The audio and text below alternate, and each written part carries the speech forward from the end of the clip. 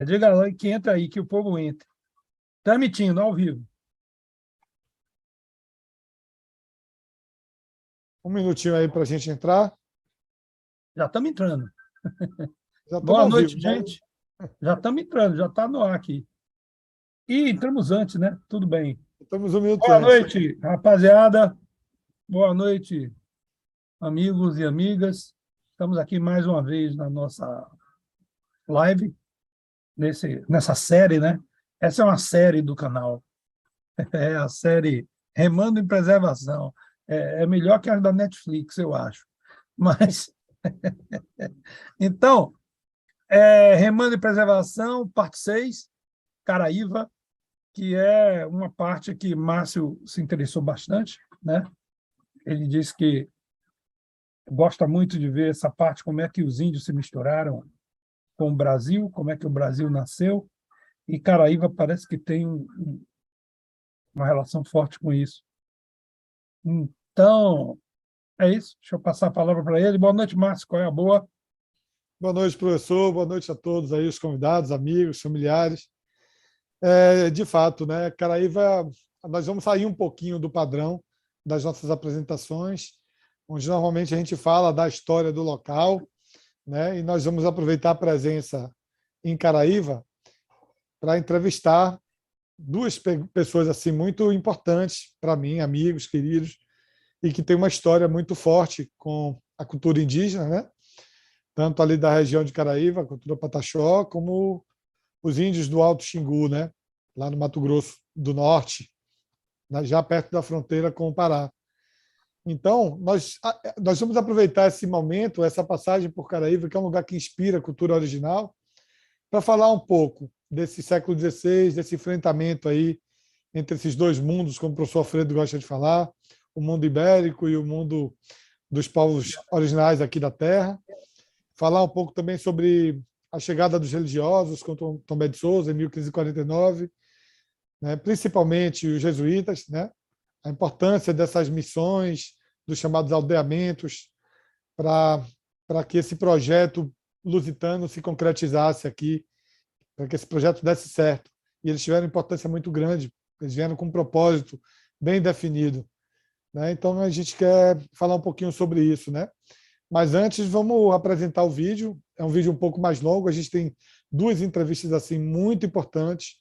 É um conteúdo assim para quem gosta desse tema que a gente está abordando, de grande valor, com informações muito importantes. E depois nós vamos aqui bater um papo aqui, eu e o professor Alfredo, sobre aprofundar um pouco sobre essa temática. Então a gente vai começar. Então a gente vai começar Pelo vídeo, pelos vídeos. como Tá sempre. certo. Deixa eu ver aqui onde é que ele está. De vez em quando esse vídeo some aqui. Eu vou ter que pegar ele de novo. Espera aí. Aí. Esse seu computador é do tamanho do seu cérebro, viu? É grande. Tem muita coisa na área de trabalho aí. Não, é isso, mas o Zoom ele perde o último, né? Ele perde na hora de compartilhar. Aí a gente tem que achar aqui. Cadê, rapaz? Eu acho melhor compartilhar a tela. Vou compartilhar a tela. E aí vou passar para aqui. Tá vendo agora, não tá? Estou vendo. Só que tem um problema, eu não compartilhei o som. Vai de novo. Voltar. Vou ter que voltar para poder descompartilhar. Compartilhar de novo com o som. Então, vamos lá. Vamos lá. Está ouvindo, Márcio? Estou ouvindo.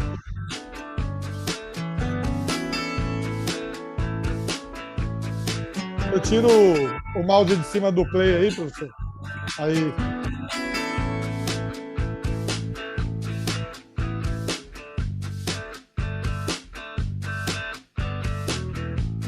Chegando em Trancoso.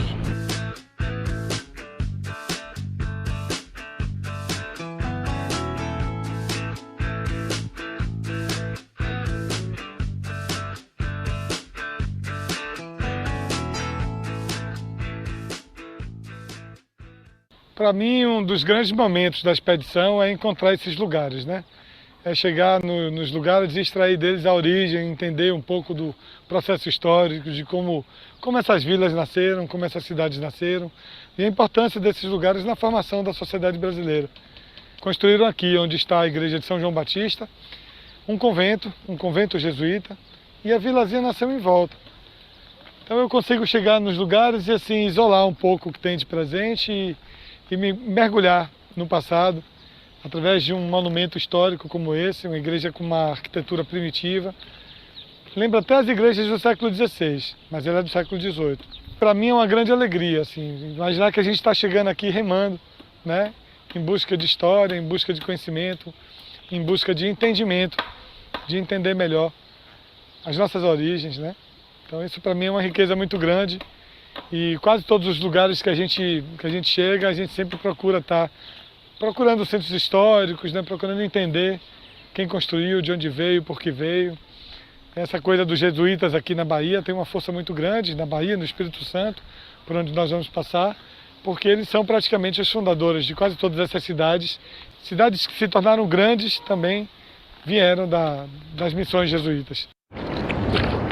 Saindo de Trancoso, remando rumo à Praia do Espelho. Ontem a gente estava remando com muito vento forte. Aí errou contra a voada ontem. Hoje o mar amanheceu tranquilo, né? Zero de vento, mar de Almirante. Agora estamos navegando para a Praia do Espelho. Vamos chegar lá daqui a pouco, tranquilo. A primeira vez que a gente está remando assim tranquilo, sem passar perrengue. Graças a Deus, mas está tudo bem. É a natureza assim, ela é perfeita. Tem os momentos bons e os momentos ruins, e a gente tem que estar pronto para enfrentar e nunca desafiar.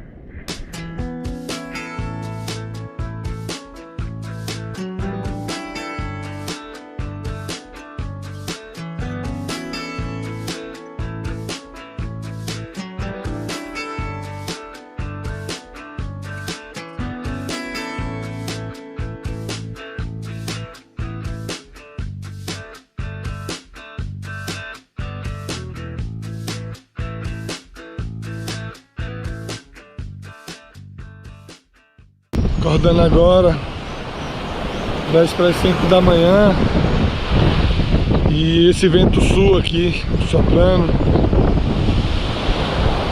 Nascer do sol, coisa mais linda, mas um vento sul forte. Vamos ter que remar com esse vento na cara aí, até Caraíva. Tá tudo muito estranho. Na mesma hora que você tem um vento nordeste, no outro dia sopra um sul, no outro dia nordeste de novo. É muito esquisito isso, não é normal isso. A nossa sorte é que hoje o trecho é curto, né? Nós vamos remar 10 km, mas pode ser 10 km que vire 40, em função da força do vento aí. O vento freando a gente. Então vamos aproveitar aí que deu uma quebrinha de vento agora de manhã. Tem uma previsão de um sul forte. Vamos adiantar a viagem enquanto o vento está fraco aí. Bora, meu tio! Caraíva, 10 km. A viagem mais curta da expedição, mas que pode se tornar muito mais se entrar um sul forte aí. Vamos lá.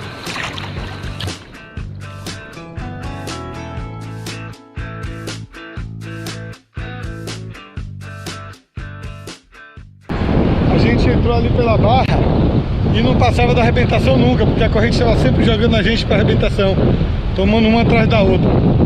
A saída foi arribar para cá, para essa ponta de areia aqui e aportar aqui. Barra do rio Caraíva aqui, nada secando, de vazante. Arrebentação ali bem rasa. Paramos aqui no banco de areia e agora nós vamos carregar o caiaque aqui pelo cantinho. Não tem como a gente vencer essa correnteza aqui, ó. Entrando em Caraíva.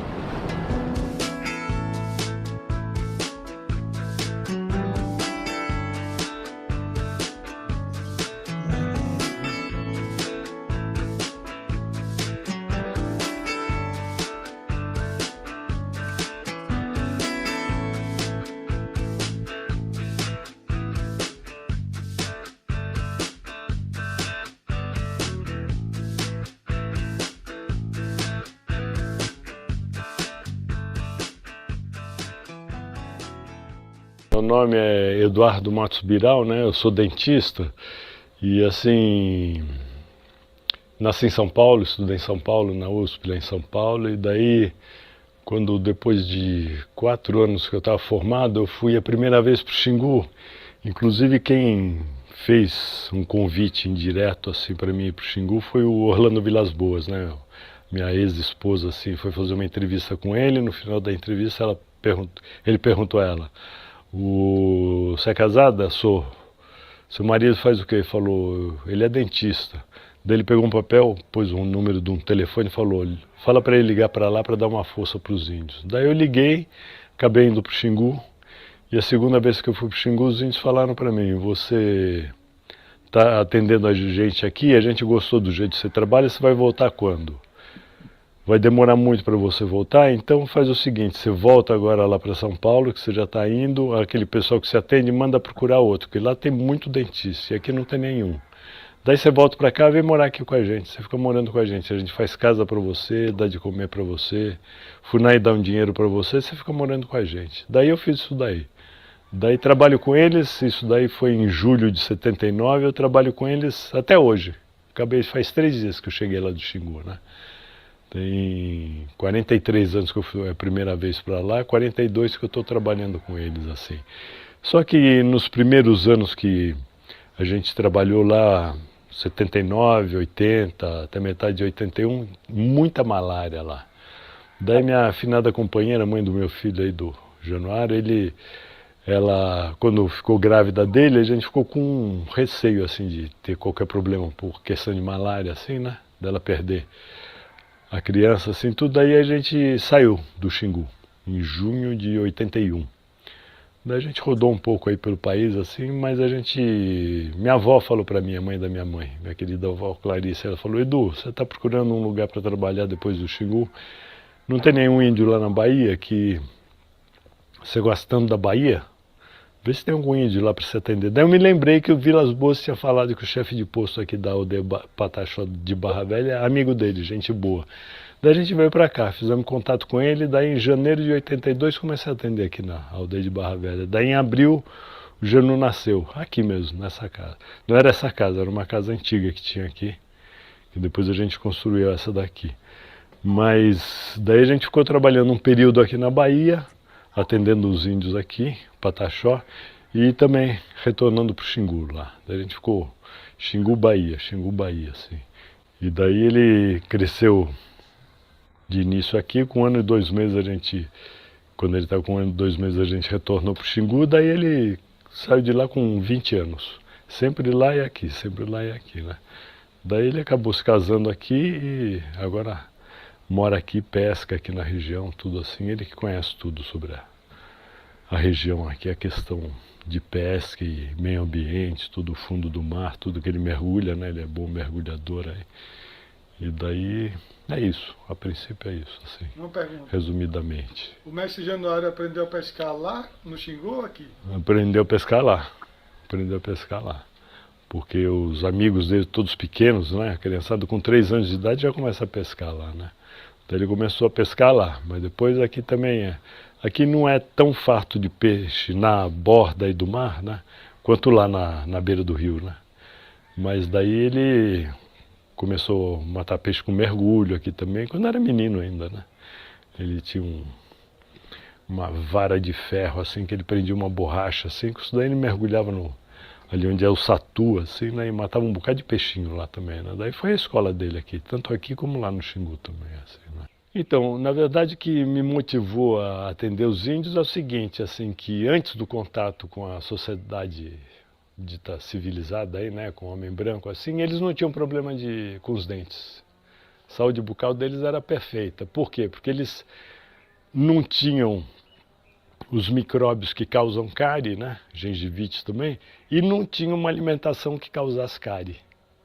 Tanto os índios do Xingu e os Pataxó aqui também um pouco. Eles já tinham açúcar, tudo assim, mas eles têm dentes bem bons aí, porque eles comem muito caranguejo, né, que é bem rico em cálcio, assim, então eles têm uns dentes bons aí.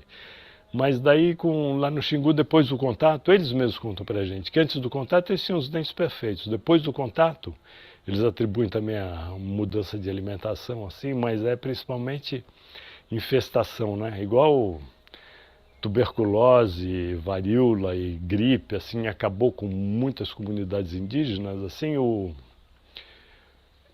Streptococcus mutans, que causa a cárie, né, acaba com o dente dos índios, assim, né? Você entende? Então, assim, o que me motivou a atender eles, assim, tipo assim, estão sofrendo dor de dente por causa do contato com a nossa civilização. Então, deixa eu dar uma contribuição a eles, assim, sabe, poder atendê-los aí, que é uma necessidade, né? Como é que o senhor enxerga, aquilo que o senhor me falou na mesa lá, sobre o estilo de vida deles, que eles vivem muito bem, Então, tem... espiritual, como é que é a vida social deles? Então, falar lá dos índios do Xingu, assim, né? Lá são, se a gente pegar assim, como antropólogo, né, historiador, descreve assim as etapas da civilização da humanidade, eles estão numa fase com algumas mudanças já, mas quando eu conheci eles assim, há 40 anos atrás, eles eram bem aqueles caçadores-coletores. Eles viviam de caça e pesca, colhendo frutas da mata com pequenas roças já, né? Com pequenas roças, né? E, na verdade, eles continuam desse jeito. Eles continuam caçando, pescando. Agora mesmo, essa derradeira entrada que a gente chegou anteontem de lá, né? Passando 3 meses lá, eu e minha companheira Rosa, que também é dentista. Rapaz, eu comi anta, comi macaco, comemos paca, comemos pato, comemos porco do mato, assim. Eles continuam caçando. Tem muita caça lá, assim, né? Peixe de tudo quanto é espécie lá de rios, né? A gente comeu também assim, então eles continuam assim sendo caçadores, pescadores e coletores também, né? Só que hoje em dia eles já têm um plantio assim mais rico, assim, mas são pequenas roças ainda, são roças familiares, não é nenhuma roça assim para comércio, para venda para fora, não, é roça para suprir sua própria família, assim, né? E cada família tem sua roça, assim, né? Então eles continuam nessa maneira, que é assim, um jeito que a humanidade tem de viver em equilíbrio com o ambiente. Porque eles não destroem nada, eles só derrubam árvore para construir casa, derrubam árvore para poder ter um espaço para fazer roça, e aquelas árvores que eles derrubam, eles usam para fazer as casas que eles precisam fazer, porque eles renovam as casas assim a cada 5 anos, assim, mais ou menos, que é o que dura uma casa de palha, parede de pau, né? Chão de terra batido. Então, eles assim, eles vivem assim de um jeito que a gente pode dizer que eles vivem em equilíbrio com a natureza. Eles não depredam nada, não matam um bicho sem motivo, assim, você entende? Eles só matam onça quando a onça começa a rondar a aldeia. Você encontra ela longe da aldeia, eles nem mexem com ela, assim, entende? E assim, caça, só mata a caça para comer mesmo. Peixe, todo peixe que eles pegam, eles comem, assim, comem o peixe todo, assim, né, sabe? Então, assim, não tem desperdício, não tem desrespeito com a natureza, né, sabe? Então, isso eles têm muito para ensinar para a gente. E também são comunidades pequenas, né? As grandes aldeias de lá tem, assim, no máximo 600 pessoas, né? Quando é mais que isso daí, eles acabam criando uma outra aldeia, as pessoas uma parte dessa aldeia se desloca para outro lugar, eles implantam a nova aldeia lá, primeiro fazendo roça, depois construindo as casas, e assim são comunidades pequenas. Então, comunidades pequenas, todos se conhecem, então é um lugar assim onde o pessoal se respeita, eles têm assim tradicionalmente esse respeito aos mais velhos, reconhecimento aos mais velhos, pelo conhecimento que os velhos têm das regras, das tradições, das histórias, dos cantos, das músicas, de tudo, do tocar flauta, tudo assim, que os velhos têm. Eles têm um carinho, eles têm assim um respeito, eles têm uma verdadeira assim amor pelos mais velhos, né? E crianças também, né? Sabe, eles assim cuidam super bem. Você não vê nenhuma mãe, nenhum pai batendo em filho ou gritando com o filho, não tem. Isso daqui não tem lá. Você não vê bate-boca de marido e mulher, nada, não tem nada disso daí. Você não vê assim um cara de uma casa brigando com o cara de outra casa, não tem. A gente passou 3 meses agora e isso é sempre assim, né? Em paz. Você não vê, sabe, nenhuma baixaria assim. Isso eles têm para ensinar pra gente, né? Isso eles têm para ensinar para a gente, viver em paz. Viver em paz, é o que eles sabem viver, com alegria, né? Eles são muito alegres, assim, adoram brincar, adoram, assim... Tá sempre feliz, né? Sabe? Todo mundo, mulherada, as crianças, os mais velhos, assim, todos, você sente, assim, um clima de paz mesmo, assim, de amor entre eles, assim, muito bom. Então, essa pergunta, né? o que é o índio, né? Quem é o índio, né? Sabe, o índio mesmo, assim, o índio que está assim ainda bem preservado culturalmente, tudo assim, ele é um ser humano antigo. Ele é bem antigo. Esse caçador-coletor, tem historiadores assim que colocam assim como a primeira revolução tecnológica da humanidade, o que é? A descoberta do fogo, a descoberta do arco e flecha, a descoberta dessas pontas de pedra assim que foram usadas assim para caça, tudo.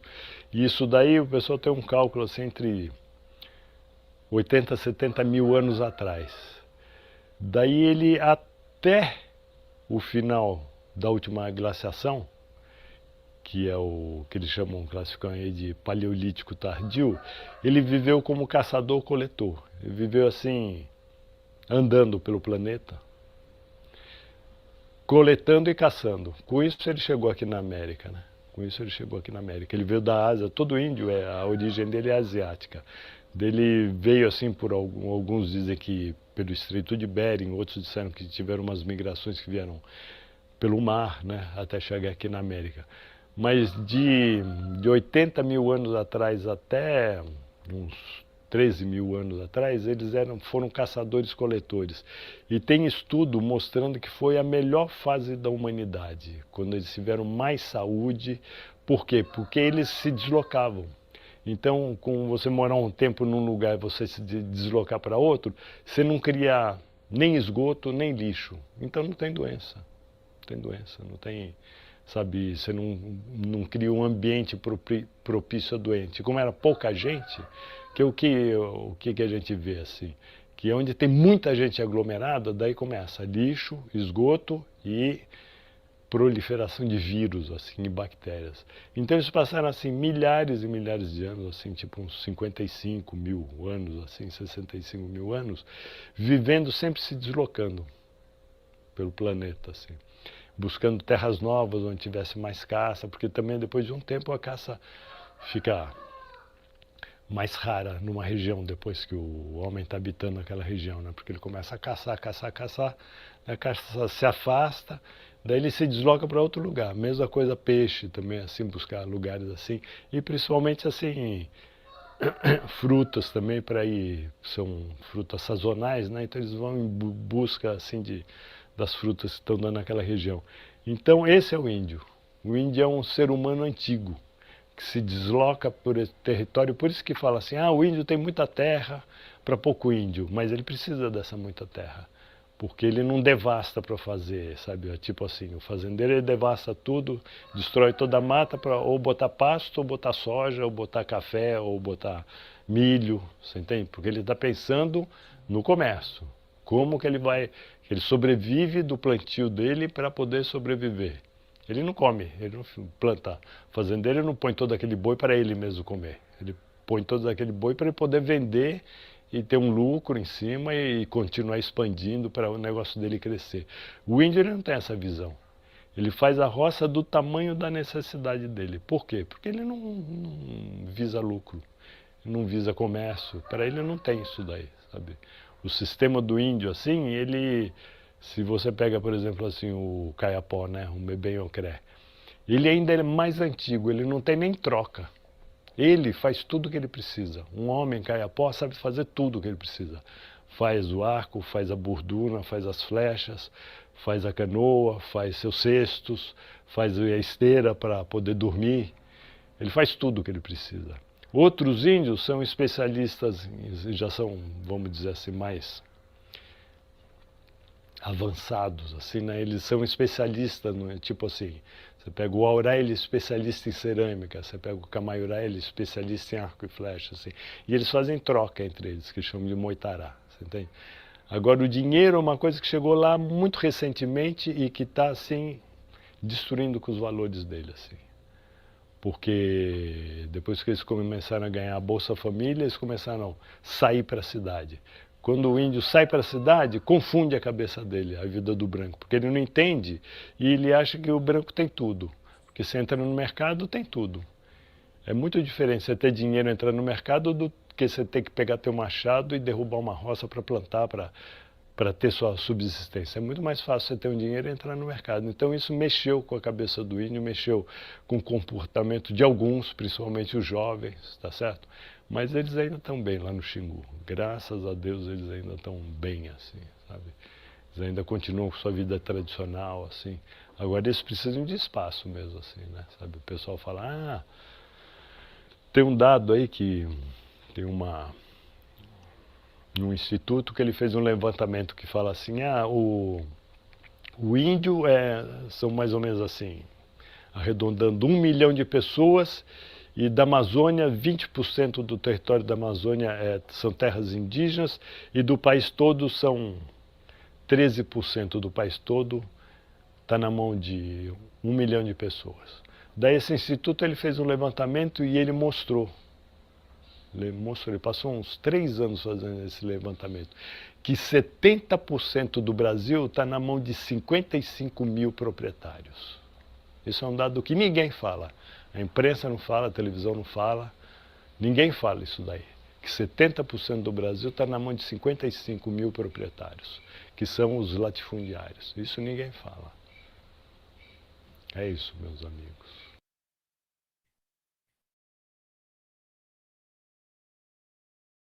Me chamo Januário Biral, né? E moro aqui em Caraíva.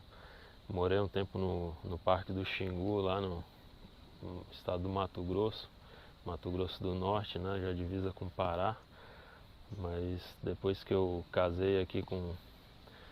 Minha esposa daqui, é nativa aqui em Caraíva, e eu sempre gostei desse lugar, porque é o lugar que eu nasci, né? E gosto do povo daqui também, um povo assim, gosto desse povo tradicional aqui de pesca, né? Que eu me criei, como meu pai já contou aí, eu fui novo, né? Nasci aqui, mas fui bem cedo lá para esse Parque do Xingu aí, morava nas aldeias lá, meus pais trabalhando nas aldeias, e eu me criei pescando, caçando, assim, esse tipo de vida, né? E aqui tem esse marzão aqui que eu pesco, que eu tiro sustento do mar, né? E sempre gostei desse estilo de vida aí, de pescaria, de lidar com o mar, né? Que é essa grandeza aí, esse marzão que a gente vê aqui, toda essa beleza, né? E esse poder do mar que ele tem de limpar as impurezas da terra, né? E tanta riqueza que tem em peixe, camarão, né? Siri, muita coisa aí, polvo, tanta coisa boa assim, que traz saúde pra gente, né? Uma alimentação boa. E antes aqui em Caraíva, assim, o sustento do povo era praticamente isso, né? Pesca e caranguejo no mangue, assim, né? Esses manguezais aqui que tem também é uma riqueza, né? O berço aí dos peixes, né? Muitos peixes do mar vêm desovar no mangue e se criar aí os peixes pequenos, né? Se criam no mangue ali, nessa mais protegido, e depois quando crescem vão para fora para poder ficar maior e crescer, e o berçário mesmo é esses manguezais aí, né? Então, e o mar assim, né, a gente vê que que ele tem esse poder de fazer uma limpeza, né, com todo esse sal que tem na água, assim. Quando a gente está sentindo meio uma energia pesada, toma um banho de mar, assim, que a gente sente assim uma renovação, né, fica mais leve. E a gente tem essa prática aí de quando tá sentindo alguma energia meio pesada, assim, alguma situação, vai no mar, toma um banho, assim, que dá essa renovada, assim, melhora bem, né? E eu gosto muito de morar assim em beira de praia, porque é uma vida assim tranquila, e o pessoal fala aqui, né, os mais velhos falam que em Caraíva aqui só passa fome e preguiçoso, porque você chega ali no mangue, tem tanto de caranguejo, de siri, né, de peixe, e eu vejo bem importante isso aí, de não ter esse negócio de só dinheiro para poder se sustentar, né, ter que comprar em mercado, tudo. Se você chega ali no rio, já pega um peixe, já chega em casa, já tem o que comer no dia. E essa fartura assim que tem em beira de praia. E eu conheço as pessoas aqui desse vilarejo de Caraíva, assim, os antigos, né? Ele agora tem bem menos pescadores assim, né? Com esse negócio do turismo chegando, o pessoal tá mais ligado em pousada, em restaurante, tudo, e ganhar dinheiro, né? Que antes o sustento era assim, pescaria, o povo trocava peixe com farinha, então o pessoal que mora mais no interior aí que tem as roças, e aí fazia a troca com peixe, com... O pessoal antes não tinha nem freezer, geladeira, não tinha energia elétrica. Eles pegavam pescado, né, partiam, passavam sal no peixe, deixavam secando. E depois fazia essas trocas aí com o pessoal da roça, tudo. E daí era uma vida assim bem sadia, não tinha essa ganância que hoje em dia a gente vê aí, né? Que muita gente querendo ganhar dinheiro, o pessoal chega assim, compra tudo, né? E os nativos vão ficando meio de lado, tudo, e perdendo força. Então eu fui bem cedo morar lá no Parque do Xingu, né, com meus pais, que eles iam atendendo nas aldeias, e eles ficavam viajando entre as aldeias lá, e às vezes eu ficava numa aldeia lá que um povo assim, que lá são vários povos, diversos povos, né, indígenas lá. Daí teve um povo lá assim que eu fiquei mais amigo da criançada lá, os suiás, tudo. E aí às vezes eles iam atender em outras aldeias, eu ficava numa casa de uma família lá e ficava vivendo do jeito deles lá, né? E é pescaria direto, caçando, né? E lá tem uns rios assim de água cristalina, eu já comecei a mergulhar desde cedo, assim, lá eles também ganharam umas máscaras de mergulho, tudo, e é uma coisa linda lá, o tanto de peixe que tem naquele fundo lá, né? E vivendo de pescaria, de caça, eles têm as roças lá. E uma vida assim bem tranquila, o pessoal da aldeia todo se respeita assim, né? Como meu pai já viu falando aí. O pessoal vive numa harmonia, numa alegria assim, né? Muita brincadeira. E eu sempre nessa vida de pescaria, de caça, de ficar andando pela mata lá, umas frutas diferentes, né, que tem na floresta, muitos pássaros, né? E essa minha vida lá no Xingu, né, desde criança, eu pude perceber assim o jeito, a maneira dos índios viverem lá, né, assim, de criar filho. E meu pai, ele seguiu o exemplo dos índios lá, assim, nesse jeito de criar os filhos assim, sem bater, sem brigar com os filhos, né, me deixava livre lá para poder brincar do jeito que eu quisesse lá, né, nas pescarias, tudo. E criança lá no Xingu fica bem solta assim, né, não tem tanta regra, né. E o que tem para fazer lá é isso, pescar, caçar, colher as frutas que tem na floresta, né. E tá sempre de arco e flecha, né, treinando pontaria. Que lá as mulheres assim é bem diferente assim o que os homens fazem e o que as mulheres fazem, né? As mulheres ficam mais em casa fazendo artesanato, cuidando da comida, né? E os homens têm isso de ficar fazendo roça, trabalho mais pesado, né? Caçando, pescando. E eu tive essa vida assim de saía todo dia cedo de casa, assim, que tem uns horários na floresta assim que são melhores de caça, né, de pesca, que é a parte da manhã, final de tarde, assim, que quando o sol tá bem a pino, os bichos meio que se escondem, né? Daí a gente tinha que sair cedo para buscar o alimento, tudo. E é isso, eu sempre fiquei nessa de flechar os peixes, tudo, e daí fui ficando com uma boa pontaria. Os índios lá também tem uns remédios que eles usam para melhorar a pontaria, né? Deixar a pessoa mais forte, com mais disposição para pescar, para fazer o que tem que fazer no dia a dia. É isso. Uma riqueza, né? Bem interessante. Uma riqueza. Pois é. Eu até anotei umas coisas aqui, mas são muitas. Tem uma pergunta ali também de Marcelo Torres, deve Meu ser seu. irmão. Então, você tem coisas para falar também, né? Sim, mas vamos começar avaliando os depoimentos, né? Dar um tempo para isso, para depois a gente migrar aí para a história propriamente dita. É, Fica à vontade, professor. Vamos explorar esse momento aí que eu acho que é bem importante. eu tenho alguma coisa para falar realmente. Por exemplo, aquela igrejinha São João, ela é bem do estilo dos primeiros colonos, bem do estilo. Ela tem um aspecto de rústico, né? E de igrejinha românica, ou com influência românica, que era muito comum na população, digamos assim, nos peões de Portugal, né? Provavelmente quem chegou ali para colonizar não foi nenhum grande senhor importante, foi algum alguma pessoa popular, né?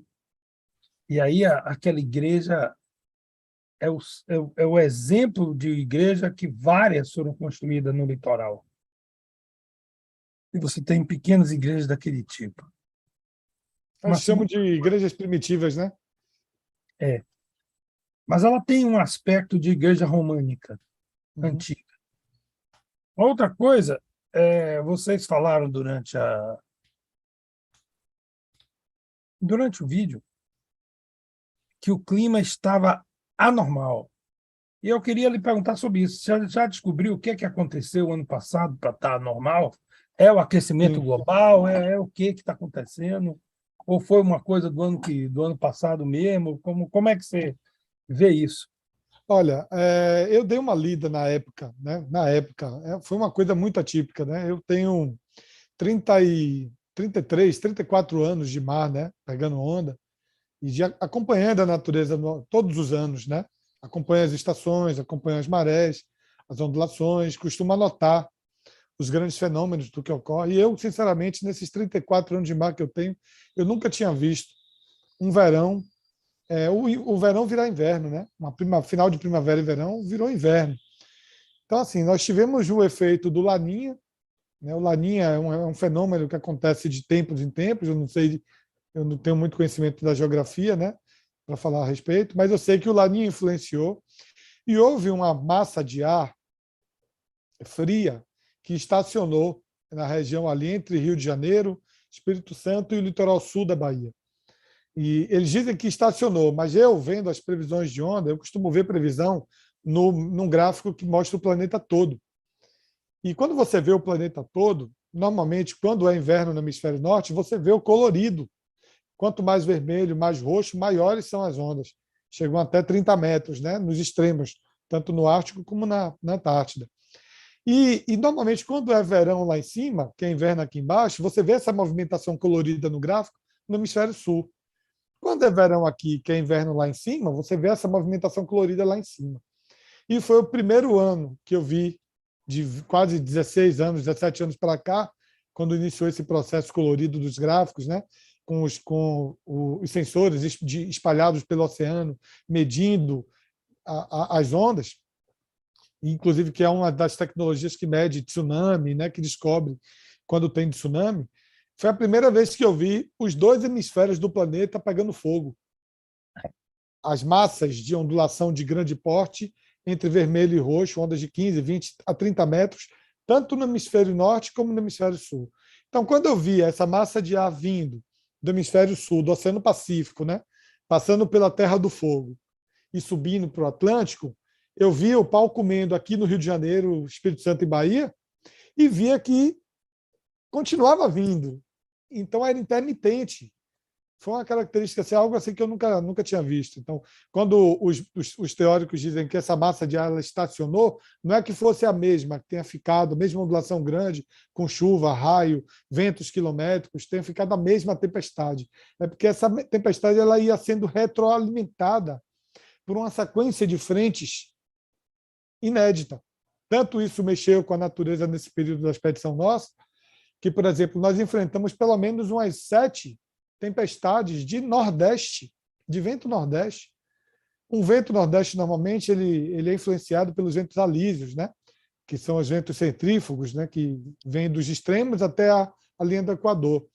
E esse vento, os alísios que descem do hemisfério norte passando pela linha do Equador, eles formam o que nós chamamos de vento nordeste. É esse vento que faz a correnteza que trouxe os portugueses para cá, que fez com que a Mirklink conseguisse atravessar da África para o Brasil, remando também nos anos 80. É essa corrente que trouxe os navegadores para o Brasil. Então, para que essa corrente ocorra, tem que acontecer esse vento nordeste. Ele é o vento que dissipa o sul e ele traz o sol, ele traz tempo bom. Então, normalmente, é um vento quente. Nós enfrentamos umas 7 tempestades de nordeste com ventos que duravam 5 dias, variando de 30 a 70 nós. 70 nós não, de 30 a 70 km por hora. Então, assim, e ventos nordeste gelados. Então, ou alternava com vento sul de 3, 4, 5 dias, ou vinha uma tempestade de nordeste. Então, assim, em nenhum momento a gente teve vento calmo, aquela característica de verão, que é o vento brando, aquele vento gostoso do verão. Esse vento não aconteceu, entendeu, professor? Então, foi algo que aconteceu especificamente esse ano. Claro que existem movimentações, coisas acontecendo na natureza, mudanças. Por exemplo, a gente viu muita mudança no volume de água, né? Muitas cidades com o mar invadindo. O extremo sul da Bahia, todas as cidades estão sofrendo, né? Mucuri, mesmo o oceano tomou Mucuri. Nós vamos falar disso na próxima live. Pelo menos 2 quarteirões o mar adentrou e eles estão se virando nos 30 lá, caindo casa, caindo hotel, tomando rua, né? Belmonte foi invadida pelo mar também, né? Então, tem muitas cidades que a gente vê o avanço do nível do mar, isso é muito visível, é explícito, não tem mais como a gente negar essa coisa do aquecimento global, o degelo dos polos está elevando o nível do oceano, a temperatura dos oceanos estão aumentando, está gerando o chamado esbranquiçamento dos corais, está mexendo com a vida marinha. Então, de fato, a questão climática é uma questão muito séria que está acontecendo no planeta. Mas no ano que nós fizemos a expedição foi ainda mais sério, porque gerou ventos de 100 km por hora. Eu nunca tinha visto isso. Lá em Prado, a gente enfrentou uma tempestade de 100 km por hora. Eu até fui na praia filmar, um vento carregando, assim, né? Se eu não me segurasse, você me derrubava. E eu sou um cara que pesa 98 quilos, né? Não sou um cara leve, né? Para o vento me levar. Então, foi um ano realmente muito difícil. E eu estava assustado. Você viu ali pelo meu depoimento que eu não estava entendendo o que estava acontecendo. Já tinha se passado 33 dias de expedição e a gente estava em pleno final da primavera e a gente não teve tempo bom. Foi só mar marrom, vocês viram, né? Que a gente chegou em praias de água cristalina, normalmente. A Praia do Espelho é uma praia de água cristalina e a água estava marrom, sempre com onda, né? Lugares que não tem onda estavam dando onda. É isso. Mas então, se teve uma elevação, essa elevação do nível do mar, então você percebeu algo que pode sinalizar um aquecimento global, né? Nítido, nítido. A gente vê o avanço do mar no continente. As praias, né, os rios, a mudança da geografia, as cidades sendo engolidas pelo oceano, né? Mucuri está sendo engolida pelo oceano. Belmonte, eu tive numa expedição em 2014, eu e Hamilton, meu parceiro, nós remamos de Salvador, do Morro de São Paulo até Porto Seguro, em 2014. Foi a nossa primeira grande expedição. A gente sentou na barraca de praia, comemos guaiamum na época, né? Quando nós chegamos em Belmonte agora nessa expedição, a gente não acreditou. Naquela barraca de praia já não existia. A rua, o monumento que tinha um guaiamum gigante também já não existia. Tinha uma praça. Coisa assim de 80, 100 metros para dentro foi tomado pelo mar. Tomado. A praça deixou de existir, uma rua de asfalto deixou de existir, barracas de praia, casas foram engolidas, tinha uma ruína de uma casa sendo enterrada na beira da praia. Na areia da praia tem uma casa caindo aos pedaços lá, as casas sendo engolidas pela areia da praia e pelo mar. Cidade fantasma. Aquecimento global mesmo, né? Mesmo. Não tem outra explicação para isso. Agora, uma outra coisa que me chamou a atenção foi o entrevistado identificando a sociedade como uma sociedade de caçadores e coletores e e de pequena agricultura, né? Uma agricultura de subsistência quase pessoal.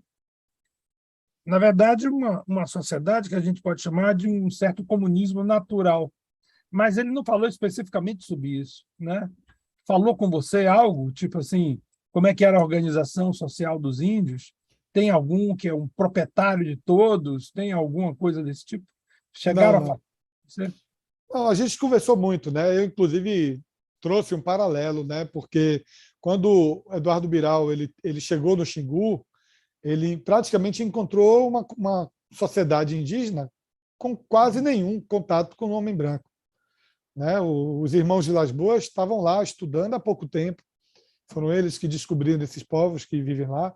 Então, assim, eu até trouxe um paralelo, a gente traçar um paralelo sobre o estilo de vida desses povos do Xingu, através desse depoimento de Eduardo Biral e de Januário, né, que viveu lá 18 anos, cresceu, criança, adolescência dele, toda a vida dele. Ele é um homem branco, mas de cultura indígena, porque ele não estudou nas escolas tradicionais, ele não teve uma vida na cidade como nós.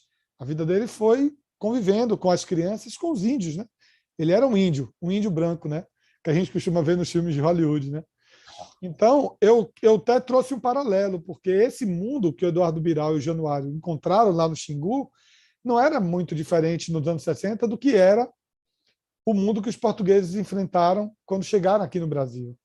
Esses povos originários que eles encontraram na costa, os Tupiniquim, Tupinambá, os tupis em geral, os Macrogê também, que de vez em quando apareciam, não tinham uma vida muito diferente dessa vida do Xingu que ele encontrou nos anos 70.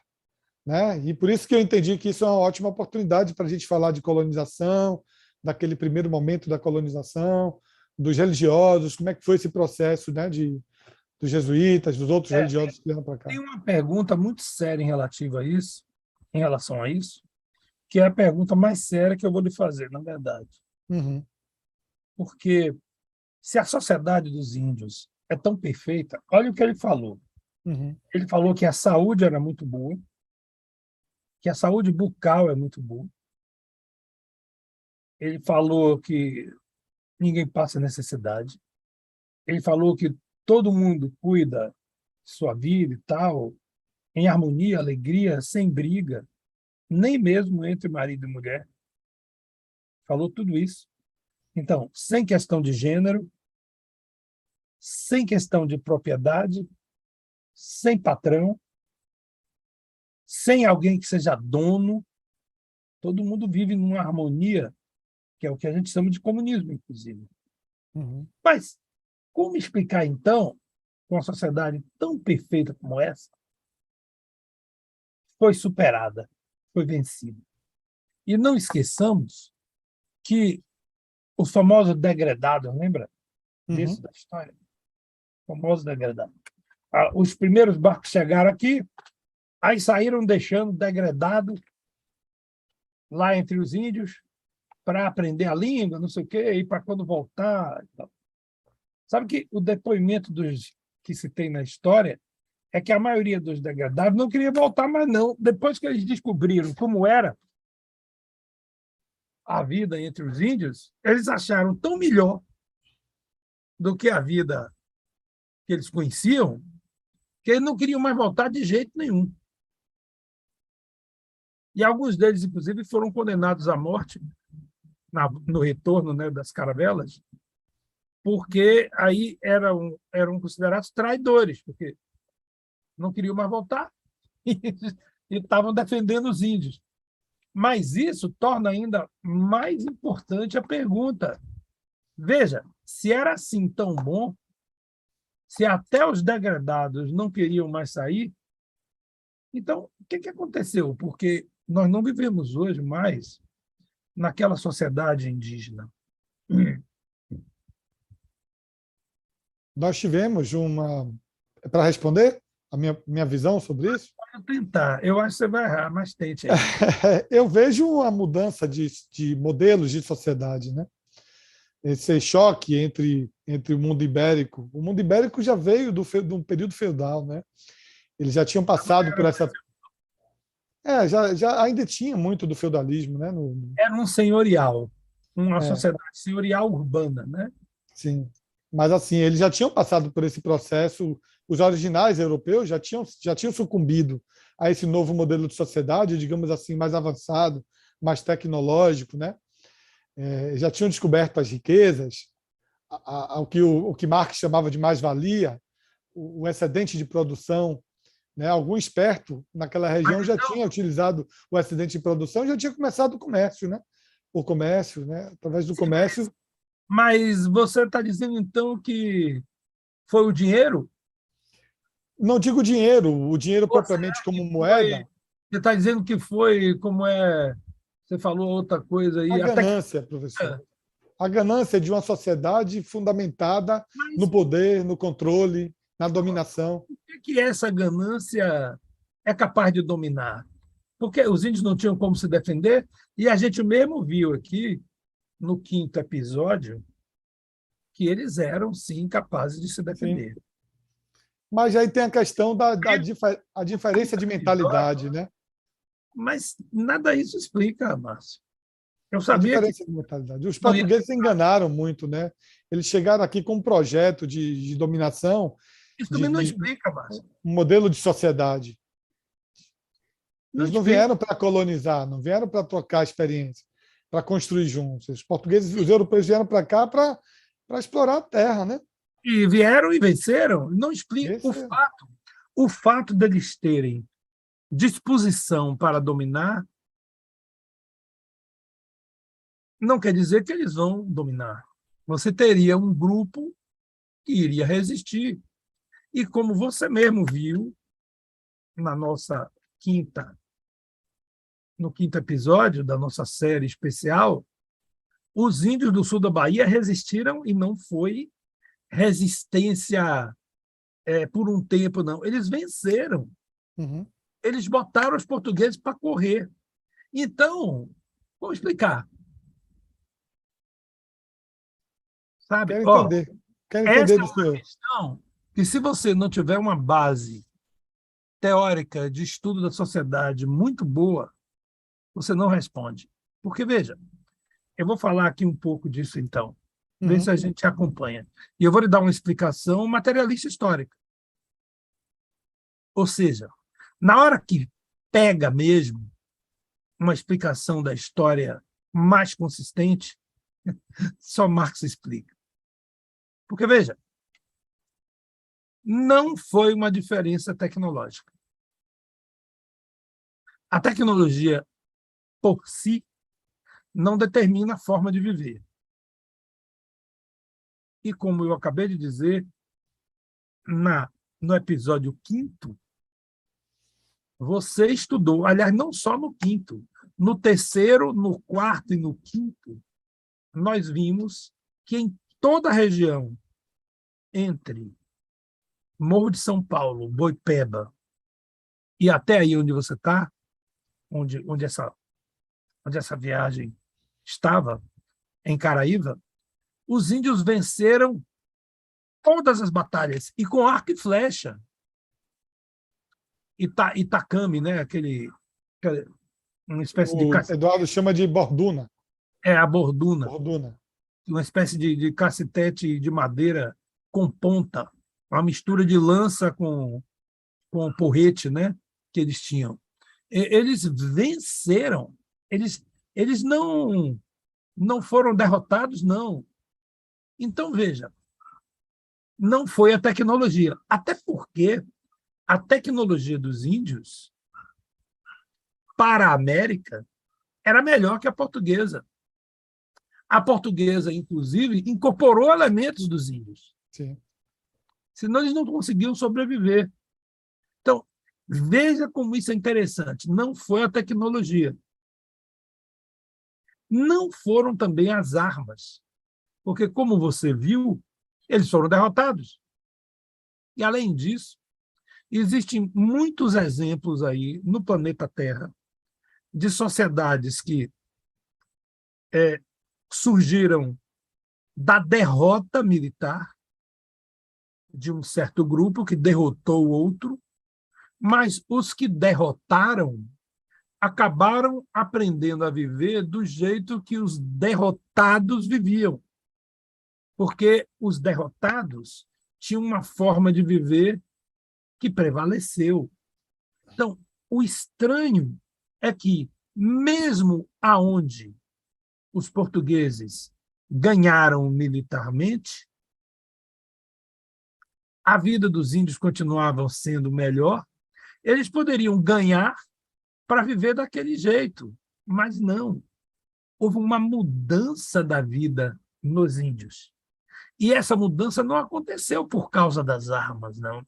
Ninguém impõe com as armas forma de viver, Márcio. Ninguém. Porque as pessoas, mesmo fora do poder linear de um senhor português, começaram a viver da forma portuguesa. Outra explicação comum é a religião. Uhum. Também não é verdade. Já tivemos muitos exemplos de sociedades, de missionários religiosos. A religião muda, mas a forma de viver prevalece, a que é melhor. Língua, também não. Aí vale a pena dizer que a língua portuguesa não foi imposta. Tem gente que acha que a língua portuguesa foi imposta e houve aí um monte de escola, e aí quem não falasse português morria e tal, como se o militar tivesse a ver com isso. Não é verdade. A língua portuguesa não foi imposta. A língua portuguesa ganhou o papel de língua franca com o tempo da colonização. Acho que eu já falei isso em outra live aqui com você, né? A língua franca, ela ocorre francamente. Quer dizer, você tem um monte de gente que se reúne de vez em quando para fazer uma feira, para trocar coisa, para trabalhar junto. Esse monte de gente fala 10 línguas. Mas eles precisam se entender. Então, eles têm que escolher alguma língua que torne mais fácil a comunicação entre eles. A língua que foi sendo escolhida foi a língua portuguesa. Então, não foi a escola que implantou o português. Por uma necessidade de comunicação diária das pessoas. No país inteiro, inclusive longe dos exércitos, longe dos portugueses. E quando um tupi se encontrava com, sei lá, um nagô, a forma mais fácil deles se entenderem era o português, e não o tupi e nem o nagô. Porque o português os dois sabiam. Então, isso é algo importante, mas a língua também não faz uma sociedade ser substituída por outra. Então, eu vou colocar agora para você... Eu vejo a língua como uma consequência, professor, uma consequência de ela tá uma dentro. sociedade sobre a outra. O que faz uma sociedade vencer a outra, Márcio, não é a qualidade de vida, não é ela ser melhor que a outra, nem é ela ser mais rica, nem é a ganância, nem é a força militar. É simplesmente a capacidade que uma sociedade tem de se reproduzir nas pessoas que vivem nela. Olha o que o nosso amigo, como é o nome do médico? Eduardo Biral. Do Eduardo, olha o que ele disse. Que numa extensão de não sei quantos quilômetros, ele falou a distância, vivem 600 índios. Eles vivem bem, eles são ricos, eles trabalham com justiça social, sem classe, sem proprietário, mas eles são 600. E esses 600 índios, para manterem essa vida assim, eles precisam de uma cacetada de quilômetros. A forma senhorial de viver, vinda da Península Ibérica, no mesmo espaço onde a forma de vida tupi, tupinambá, no caso Pataxó, eu acho que é tupinambá, no mesmo espaço onde viviam 600 tupinambás, na sociedade senhorial vivia facilmente 10.000 pessoas. É isso que faz a sociedade senhorial prevalecer. Ela pode ser até pior em qualidade de vida, em número de pessoas, em conforto, em saúde, ela pode ser até pior. Mas ela reproduz 10.000 pessoas, ou mais. Na verdade, existem registros, né, de cidades senhoriais de 1 milhão de habitantes, como Roma, a Roma antiga, ou Constantinopla. E não foram as únicas. Então, eu vou chamar de pressão que a sociedade senhorial joga em cima das sociedades originais, acaba as empurrando para longe, porque você acaba condicionando todo o ambiente vizinho para sustentar aquelas 10.000 pessoas. E você simplesmente põe para fora a outra forma de viver, que é melhor, mais confortável, mais qualidade de vida, mas que não consegue competir com aquela que tem 10.000 pessoas, enquanto essa aqui tem 600. A sociedade capitalista, que surge depois, ela ainda é mais eficaz.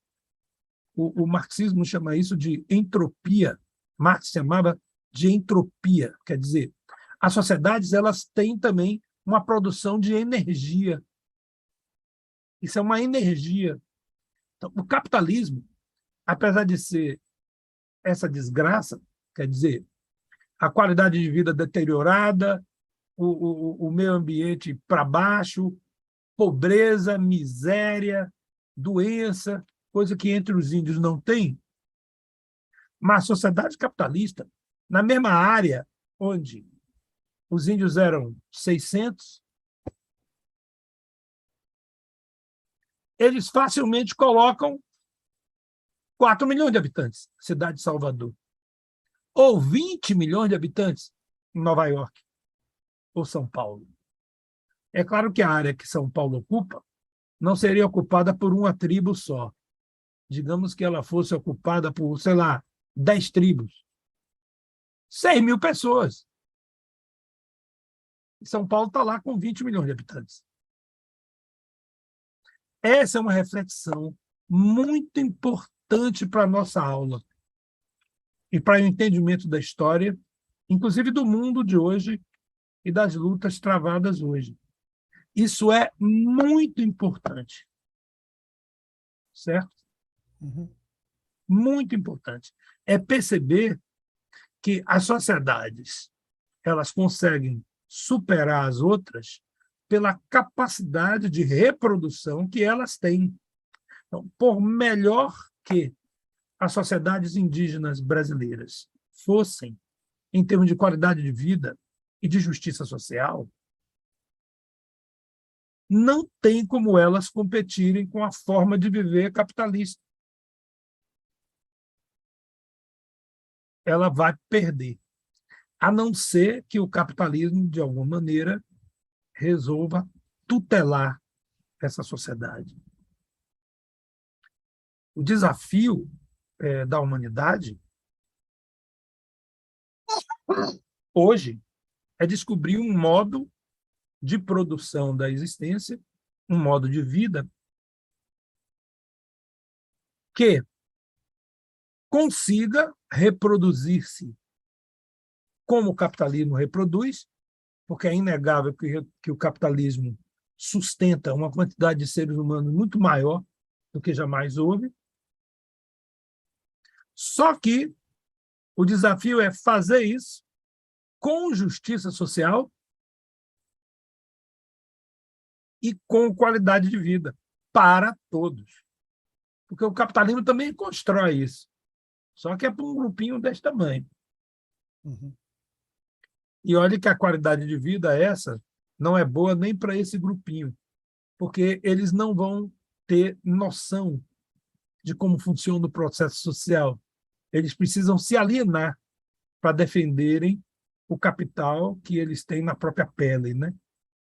Então, esse é um dos desafios do mundo de hoje. E é um desafio intimamente relacionado a essa sua experiência na Caraíva. Porque o que o nosso amigo Bial, Eduardo, né? Biral. Eduardo Hã? Biral. Biral, Eduardo Biral. Biral. o que Eduardo Biral colocou para a gente tem uma relação muito forte com o confronto das sociedades. E você até foi feliz na hora com o processo de colonização. Então, um elemento muito importante a gente avaliar isso, inclusive em termos críticos, sobre o que a sociedade ocidental, né, o filhote da colonização, é capaz de fazer e tem feito. Era isso, Márcio. Muito bom. Eu já tinha visto o senhor falar sobre isso num curso de História da Bahia. O senhor teve uma abordagem semelhante.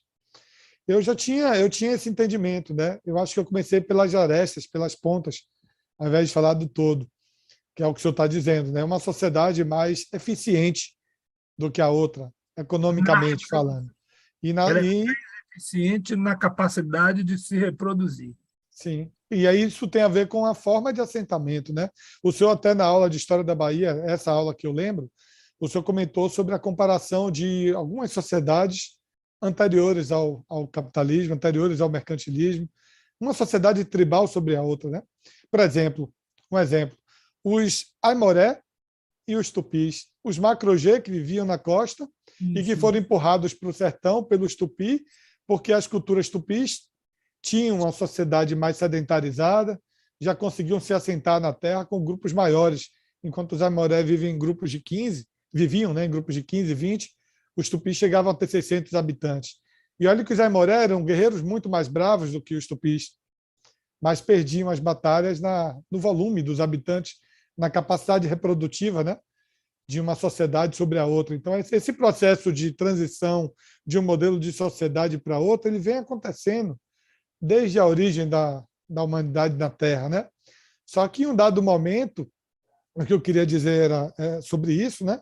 Em um dado momento, a sociedade humana ela conseguiu se reproduzir de uma maneira tão eficiente no sentido de exploração do próximo, né? Do homem, do próprio semelhante e do próprio meio ambiente, que ela conseguiu se sedentarizar mais tempo, né? Na Terra, e reproduzir um volume maior de pessoas, e aí também fazer uso da escravidão, né? Da força de mão de obra compulsória, né?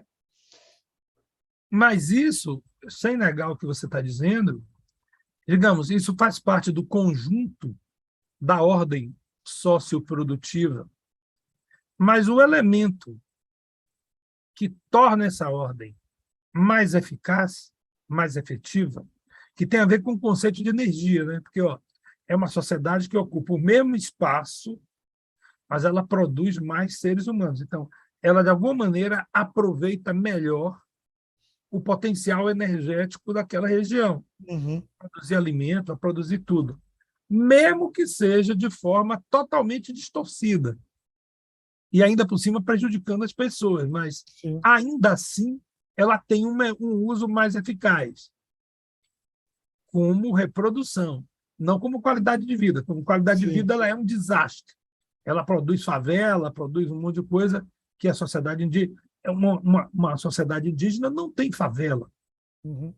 Todo mundo é rico, né? Digamos assim. Nem tem exploração de mão de obra. Pois é. Ninguém é assalariado. Então, o elemento que provoca a diferença é a capacidade de reprodução da sociedade. É esse elemento. Agora, professor, esse modelo de sociedade, essa capacidade de reprodução da sociedade, tem a ver também com o avanço tecnológico dessa sociedade, tanto em ferramentas de intervenção como de conhecimento, de como intervir na terra, de como intervir, esse conhecimento acumulado. Esse choque, por exemplo, desses dois mundos, os ibéricos já chegaram aqui com conhecimento de exploração da terra, do meio ambiente, né? A própria moeda, tudo isso faz parte do modelo dessa sociedade que sobrepôs a indígena brasileira. Mas isso em si não faria... Não, eu entendo. Entendeu? É o conjunto. Esses elementos de dominação de tecnologia, eles só são efetivos na medida que são capazes de serem convertidos em reprodução humana. Por exemplo? No grosso modo, digamos assim, o fato de eu ter uma melhor técnica de navegação faz com que eu consiga coisas a mais que vão sustentar mais pessoas. Porque, mesmo que os índios consigam as armas, veja que os Apaches, nos Estados Unidos, eles acabaram sendo muito bem armados. Eles acabaram dominando o cavalo e o cavalgar. De maneira que a batalha contra o general Custer, né, os índios acabaram com o exército americano. Morreu todo mundo. Então, veja, em algum momento, eles tinham uma vitória e uma tecnologia, e eles podiam ter conseguido, e conseguiram, mais dinheiro para comprar arma, comprar mais cavalo ou criar. Mas não adianta, porque ainda que você seja um índio com uma arma de fogo, você não deixou de ser índio. E sendo índio, sua forma de reprodução social vai sustentar, sei lá, 1.000 pessoas. É porque a sociedade Apache é diferente da Tupi. Então, não é a mesma quantidade. E no caso, não os portugueses, né? Mas os anglo-saxões lá vão, do mesmo jeito, conseguir sustentar milhares de pessoas. No fundo, o elemento que empurra a outra forma de viver é a capacidade de reprodução social. Você pode dizer que armas faz parte dela, religião faz parte dela, a língua faz parte dela, escravizar faz parte dela. Tudo isso faz parte. E aí, sim, é um conjunto de elementos que vai ser posto na mesa. Mas o que faz a coisa ter uma diferença em favor de um lado é a capacidade de reprodução, no final das contas. Então, esse modelo de sociedade capitalista, pré-capitalista, digamos assim, né, que os portugueses trouxeram para cá, eles já vieram prontos, já vieram sabendo o que eles queriam, como eles queriam. Eles já sabiam que aqui não tinha minérios no litoral, tanto é que Portugal deixou de explorar a terra brasileira por 30 anos e decidiu só iniciar o processo de povoamento a partir da década de 30 do século XVI, já com um projeto de produção de açúcar importado de outras colônias portuguesas que já existiam. Então, eles já vieram para cá com esse projeto da indústria do açúcar. Já vieram com essa reprodução. Já vieram trazendo, aí entra o ponto com essa capacidade de sustentar pessoas. Então, só mais uma coisa, professor, para poder aproveitar o gancho. Foi esse projeto que fez com que os portugueses trouxessem os religiosos para cá. E a importância dos jesuítas, dos carmelitas, dos beneditinos, dos franciscanos, principalmente jesuítas, que tiveram importância muito grande nesse processo inicial aí, porque eles vieram... Tem um autor que falou, eu acho que foi o Caio Prado Júnior, que ele fala que os ibéricos eles viviam em união, né? Não existia uma dicotomia naquele tempo entre a política e a religiosidade. As duas coisas eram fundidas, né? E a religiosidade foi trazida pelos ibéricos para cá com esse projeto de nacionalizar os índios, Márcio, né? Oi. Deixa eu lhe fazer o comentário de seu irmão. Tá.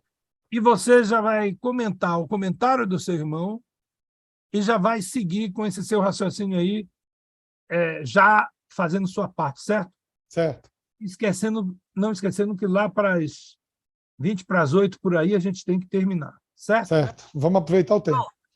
Deixa eu dizer a você que o Marcelo comentou duas coisas, e foi o único comentário que nós tivemos. Ele comentou que o homem americano também surgiu da África, Uhum, tem essa hipótese, sim, embora Marcelo tenha sido em número muito menor, geneticamente o homem americano é mais asiático mesmo. Ele está dizendo também que, falando disso que eu falei, né, que muitos episódios fizeram com que sociedades, entre aspas, mais desenvolvidas, eu concordo com ele, entre eu aspas, também. Uhum. substituíram as menos desenvolvidas também, entre aspas. Pois é, essa explicação que eu dou, exatamente, ela não fere essa história, não, quem substituiu não é porque era mais desenvolvida, Não é porque né? era melhor, não é Não porque é era porque melhor. era melhor, é porque conseguia empurrar mais gente. Basicamente era isso. E aí eu lhe dou a palavra, certo? Aí você faz seu comentário sobre isso e já segue com essa questão aí dos jesuítas e tudo mais. Pode ir Não, lá. para mim está clareando mais a minha compreensão das coisas, né? Eu concordo plenamente com toda a explanação que o senhor fez, mais uma vez, porque é a segunda vez que eu vejo a explanação nesse sentido. É, esse modelo de reprodução, de produção de seres humanos assentados na Terra, como o senhor falou do General Custer, né? Eles perdiam uma batalha, os saxões, os britânicos, né, colonizadores. Mas o número era quase que infinito, borbulhava branco nascendo e novos exércitos. Então, assim, foi da mesma maneira que os tupinambás venceram os aimoré, os tupis aqui, ganharam dos macro-G, expulsaram os macro-G do litoral. Foi por isso também, porque tinha uma sociedade mais assentada, que se reproduzia mais, tinha capacidade de alimentar mais bocas, né? E de sustentar mais gente assentada, né? Uma sociedade maior. Eu concordo, compreendo, e eu entendo também esse ponto de vista que o Marcelo diz, porque, de fato, as sociedades que se reproduzem menos, ao meu ver, ao longo da história da humanidade, isso a gente pensa no planeta inteiro, eram as que tinham, ao meu ver, mais sabedoria, e aí a gente vai lá na Polinésia, diversos povos polinésios, você pega diversos povos no norte da América, você pega diversos povos aqui na América do Sul, na África, os próprios europeus originais, né, antes desse processo de desenvolvimento dessa sociedade mais ligada ao sedentarismo, a sedentarização, também tem grandes exemplos de sociedades de alta sabedoria, né? Os próprios povos originais da Grã-Bretanha, né? A sociedade celta era uma sociedade mais sábia também. Então, assim, os próprios ibéricos, né? Há indícios por exemplo, os guanches nas Ilhas Canárias, eram povos que viviam em caverna, mas viviam em sociedades comunitárias também. Então, eu vejo que esse melhor momento da humanidade, que o nosso querido amigo Eduardo Biral falou, porque era um momento de mais saúde, de mais equilíbrio com o ecossistema, com o meio ambiente, era um momento onde as pessoas viviam felizes, em paz. Era um momento ainda em que a sociedade vivia sem a ambição do que Karl Marx chama de excedente de produção de mais-valia. Quando a humanidade descobre a mais-valia, e isso eu penso no planeta inteiro, é quando nascem as sociedades mais complexas e que começam a explorar as outras sociedades com esse modelo de reprodução maior que empurra outras sociedades. E foi isso que aconteceu na humanidade, é a maneira que eu tenho de compreender esse processo. Agora, Eu continuo achando que as sociedades menores eram muito melhores e são a minha referência de humanidade. Em algum momento, professor, essa sociedade capitalista ela vai precisar olhar para o passado. Em algum momento, ela vai precisar voltar para as origens. Em algum momento. a luta é essa. Por isso que a gente luta pelo socialismo. Mas eu também acho que você tem razão em relação a sociedades menores serem melhores, ao menos em qualidade de vida. E são mesmo. Mas o que eu acho que a gente deve reparar aí, certo, nesse elemento que os portugueses trouxeram, é que essa sociedade capaz de reproduzir mais gente, ela realmente produz mais riqueza. Veja um elemento interessante que o Biral falou, que o índio vem para a cidade, ele entra no supermercado, ele acha que o branco tem tudo. Uhum. Porque ele não consegue entender classe social e nem propriedade. Se aquilo ali tivesse na aldeia, todo mundo ia pegar o que precisava. Ia ser mais ou menos igual entre eles. No entanto, e esse é um choque, quando o índio descobre que ele não pode pegar tudo e nem é igual. É que essas coisas você não perguntou ao Biral. Mas, por outro lado, lá na época dos jesuítas, a sociedade senhorial ela ainda era menos agressiva que o capitalismo. Uhum. E, principalmente nas aldeias de catequese, os padres sabiam fazer isso. Aí você tem alguma razão quando você diz que os índios, de alguma maneira, foram enganados. Embora eu ache que os próprios jesuítas foram, porque os próprios jesuítas acharam e achavam que eles estavam levando uma sociedade melhor. Eles não estavam achando que eles estavam levando algo pior. Né? Então, ali houve um engano total. Tanto que os jesuítas, você sabe que alguns índios viraram padres jesuítas, inclusive foram levados para Roma e morreram lá como padres jesuítas e tal. Porque os jesuítas, no final das contas, tiveram que enfrentar o exército português e o espanhol também, ibérico, Uhum. porque eles, na verdade, estavam criando algo perigoso. Porque, embora eles tenham catequizado, tenham desaculturado os índios, tenham destruído aquela forma de viver dos índios, mas eles queriam criar uma sociedade, sei lá, como é que eu posso descrevê-la? Uma sociedade voltada para uma autossustentação, uma sociedade que tinha outro tipo de desenvolvimento. E os ibéricos não queriam isso, eles queriam a colônia e a escravização. Então, até os jesuítas foram esmagados. Certo? Mas Cumpriram o papel deles, aculturaram, tiraram os índios das aldeias originais, levaram os índios para outra forma de viver, mas depois foram mortos ou expulsos. E aí se implantou o elemento. Mas diga. Eu vejo fases diferentes no movimento jesuíta.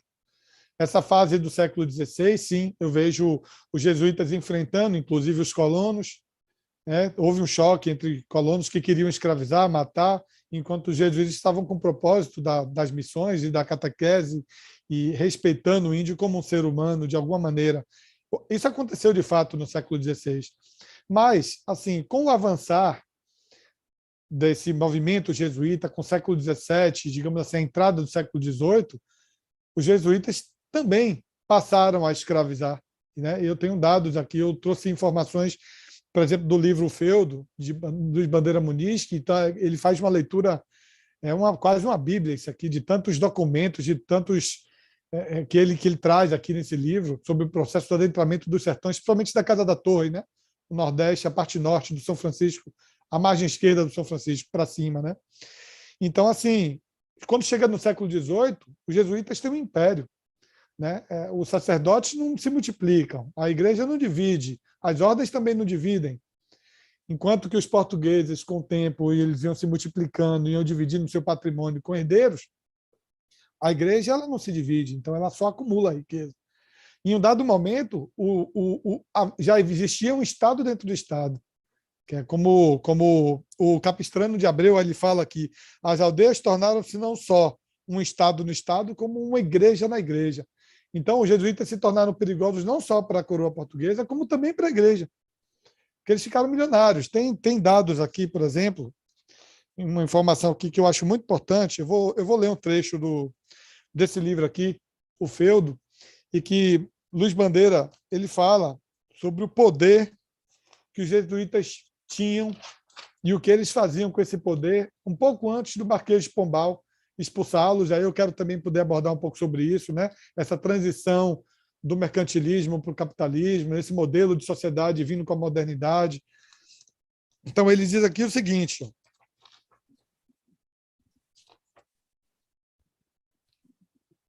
o grande poder jesuíta. Estes realmente tinham enorme riqueza e poder político, em virtude do número e do valor de suas propriedades, do governo temporal sobre milhares de índios aldeados, cuja força de trabalho, disputada pelos colonizadores, eles utilizavam como fator de produção. Somente na ilha de Marajó, os jesuítas possuíam fazendas com mais de 100 mil cabeças de gado e outras propriedades rurais, como plantações de cana e engenhos de açúcar.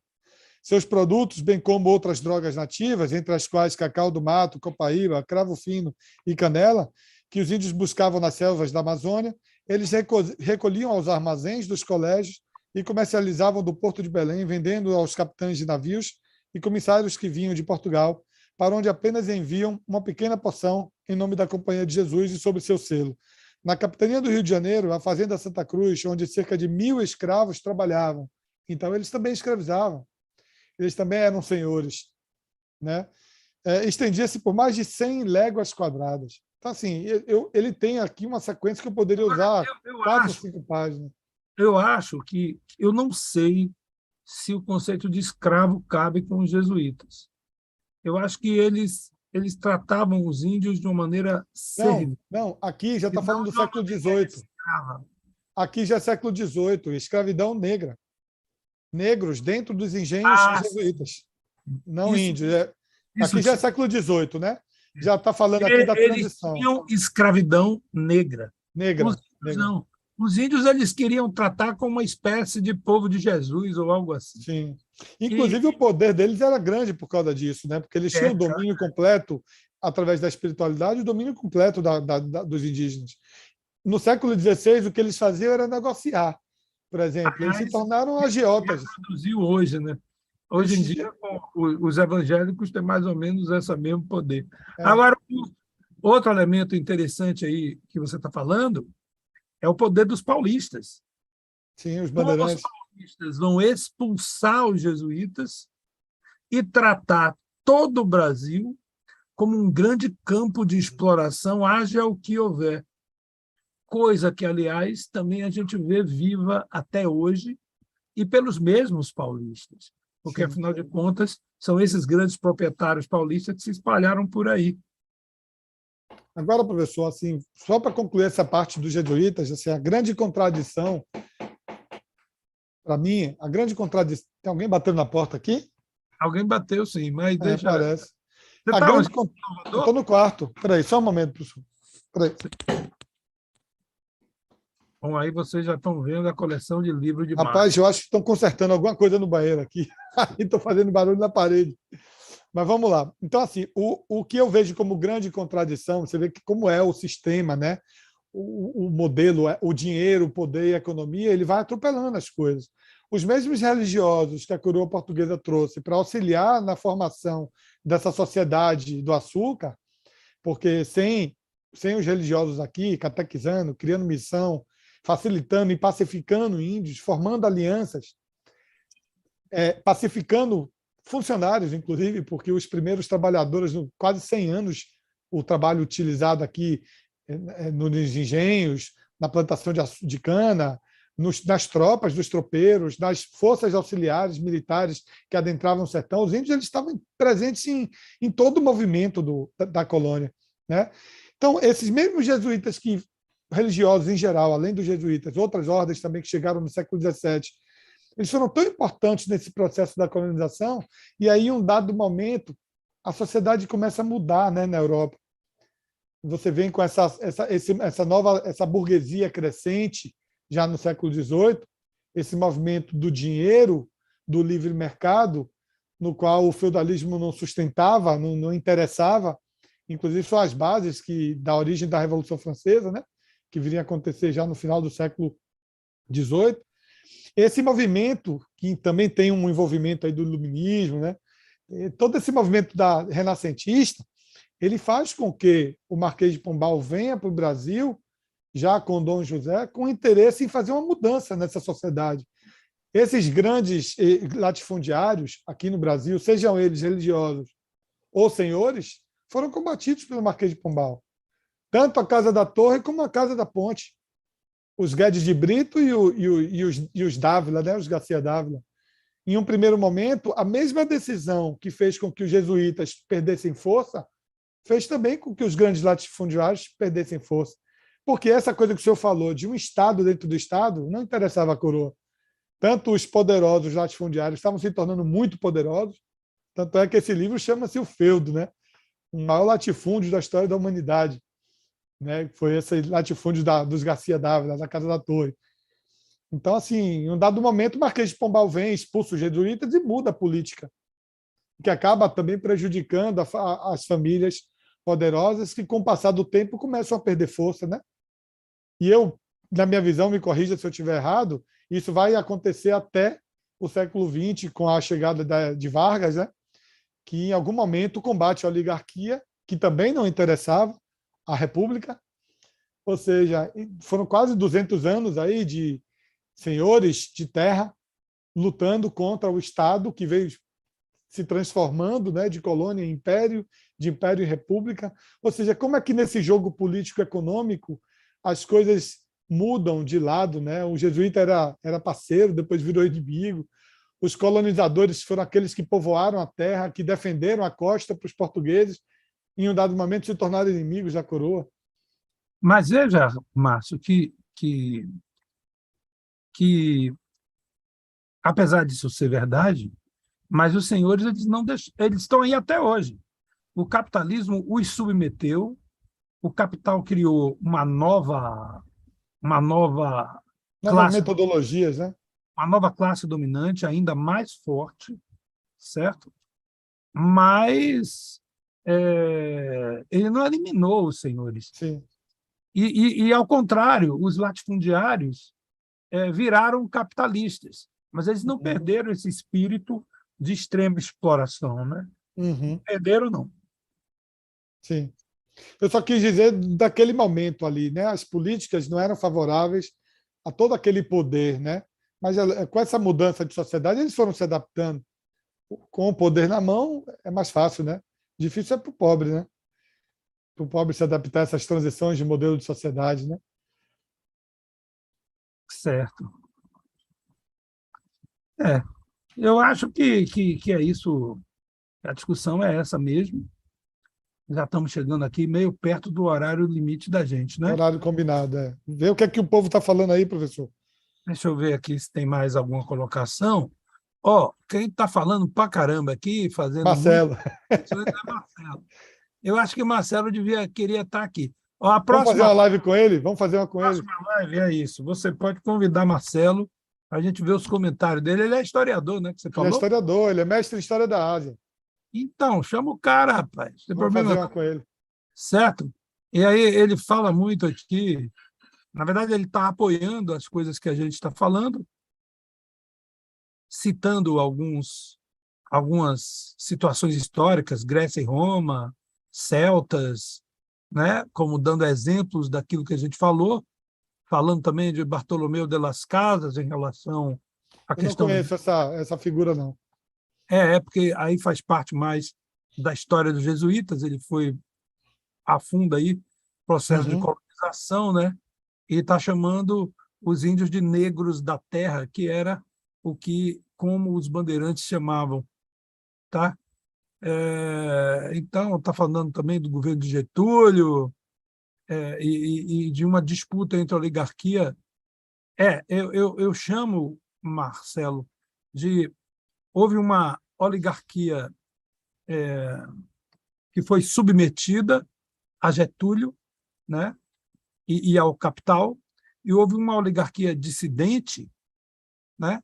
São os adesistas, eles tinham nomes na época, né? E que essa é a briga que gerou o getulismo, a República, o golpe de 64, que, na verdade, gerou o mundo político que nós estamos vivendo até hoje, né? É essa aí. Mas há uma relação disso com os senhores históricos e a colonização, sim, e com a forma que os bandeirantes entraram no país. Tá? Ele está dizendo que não entende de história da Bahia, mas é por aí, é a mesma coisa. Eu estou aprendendo. Fique sabendo. Vamos chamar ele para ele Vamos. discutir negócio aqui. Professor, tem mais uma coisa que eu queria colocar também sobre esse processo do Põe. lançamento da reforma pombalina, né, do Pombal. Olha que coisa engraçada, né? Os índios foram tratados como foram tratados durante 300 anos, e aí, de um dado momento da formação dos Estados Nacionais, né, se entendia que uma região tinha que ser povoada, para, de fato, a fronteira ser respeitada. Então, para as terras portuguesas aqui no Brasil terem uma fronteira respeitada, aquelas terras tinham que estar ocupadas, habitadas, povoadas, né, produzindo. E eles não tinham como trazer tantos portugueses da Europa para poder ocupar esses lugares. E aí, em um dado momento, o Marquês de Pombal vem com um decreto onde incentiva os colonos a se casarem com índias e as mulheres brancas se casarem com índios. Né? E aí tem uma frase aqui que eu ri até quando eu li, que ele fala aqui que, no final, ele diz assim, o Dom José, o rei, né? Ele diz assim: meus vassalos deste reino e da América, que casarem com as índias dela, não ficam com infâmia alguma por casar com a índia ou com índio. Antes se farão dignos de minha real atenção, e nas terras em que se estabelecerem serão preferidos para aqueles lugares e ocupações que couberem na graduação de suas pessoas. Quer dizer, o índio que não valia nada, né, que não tinha utilidade, de repente ele passou a ser a base da reprodução, porque precisava se ocupar a terra para que o Estado Nacional brasileiro fosse respeitado. Esse era o índio que caminhou para saber viver na sociedade que chegava. Sim, e aí vem uma discussão que a gente tem travado esses dias todos, né? Esse foi principalmente o Tupinambá e o Tupiniquim. De alguma maneira, eles conseguiram viver melhor com a sociedade portuguesa ibérica que chegava do que os aimorés, que simplesmente não conseguiam, simplesmente não tinham como viver. Agora, isso é em cima da capacidade de reprodução que tem a ver com o que eu acabei de falar aqui. Uhum. Quer dizer, a possibilidade da sociedade ibérica sustentar mais gente no mesmo espaço fazia com que até mesmo os tupis que começassem a querer viver daquele jeito, isso tem a ver com as feiras livres, com as feiras fora das muralhas das cidades sedes, né, da colônia, ou seja, isso tem a ver com todo o processo de colonização, navegação, produção da cana, tudo isso foi se transformando em súditos, quer dizer, os índios acabaram virando súditos do rei. Isso é até dito claramente pelos jesuítas, eles diziam isso com todas as letras, e a Casa da Torre também dizia isso, em relação aos índios dela, que ela adotou como seu exército contra outros índios. Aí já é a complexidade do processo. A origem da Casa da Torre é mameluca, é cabocla, né? É uma origem... Cabocla, né? É a fusão lá do primeiro Garcia Dávila com os filhos de Caramuru e Paraguaçu, né? Isso. Então eles eram mestiçados também, A mestiços. Casa da Torre achava que tinha direito, ela tinha direito de sangue, porque ela interpretou Catarina como uma nobre, coisa que entre os índios não existe, mas era a forma que os portugueses interpretavam. Márcio, eu vou ter que adiantar Vamos, tá ótimo. Para mim está de bom tamanho. Como diz o outro, certo? Como nós não temos mais perguntas, apenas fica o convite para Marcelo Torres participar da próxima, certo? E eu agradeço a você e a todos que estão ouvindo. Dê aí o seu recado final aí para a rapaziada. Não, estou feliz, eu continuo estudando, continuo aprendendo. Essas lives aqui são intensivão, porque eu fico sempre 24, 48 horas mergulhando, buscando várias fontes, vários livros, acabo lendo um pouco de uma coisa, de outra, e é um quebra-cabeça gigantesco, né? Estudar a história é brincar de quebra-cabeça, né? A gente lendo o autor, o pensamento de um de outro, então eu tenho nesse momento da graduação, brincado de fontes bibliográficas, né? Levantamento de fontes bibliográficas, revisão bibliográfica, para entender cada vez um pouco mais, né? Para mais na frente, aí, se Deus quiser, no mestrado, aí eu poder fazer um recorte e começar a pesquisar de verdade, que eu não vejo a hora. Tá, beleza, então. Vamos, então, nessa, Márcio, eu agradeço de novo. Vamos dar aqui um tchau final aqui para a gente encerrar. Obrigado, gente. Até a próxima. Vamos continuar para o 7º episódio. Tchau, tchau. Valeu.